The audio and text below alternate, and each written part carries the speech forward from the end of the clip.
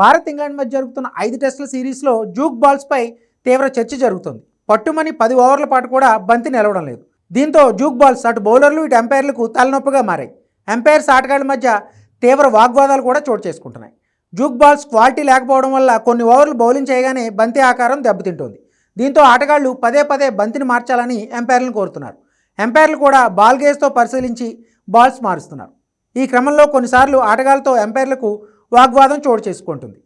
Edgbaston వేదికగా జరిగిన 2వ టెస్ట్ నుంచే ఈ సమస్య మొదలైంది.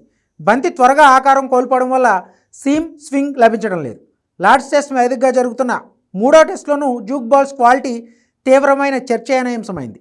80 ఓవర్ల తర్వాత భారత్ తీసుకున్న కొత్త బంతి కేవలం 63 బంతుల్లోనే ఆకారం కోల్పోయింది.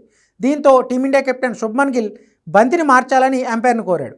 అయితే ఎంపైర్లు మార్చిన బంతి కూడా సరిగ్గా లేదని గిల్ తీవ్ర అసంతృప్తి వ్యక్తం చేశాడు. అది 10 ఓవర్ల పాత బంతిలా కాకుండా 20 ఓవర్ల పాత బంతిలా ఉందంటూ అసహనం వ్యక్తం చేశాడు. ఈ క్రమంలో అతను ఎంపైర్పై నోరు పారేసుకున్నాడు.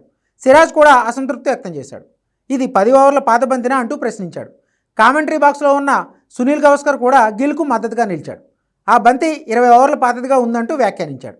మార్చిన బంతి కూడా 48 బంతుల్లోనే ఆకారం కోల్పోవడంతో మరోసారి దాన్ని మార్చాల్సి వచ్చింది. దీంతో జూక్ బాల్స్ తయారీదారులపై తీవ్ర విమర్శలు వస్తున్నాయి.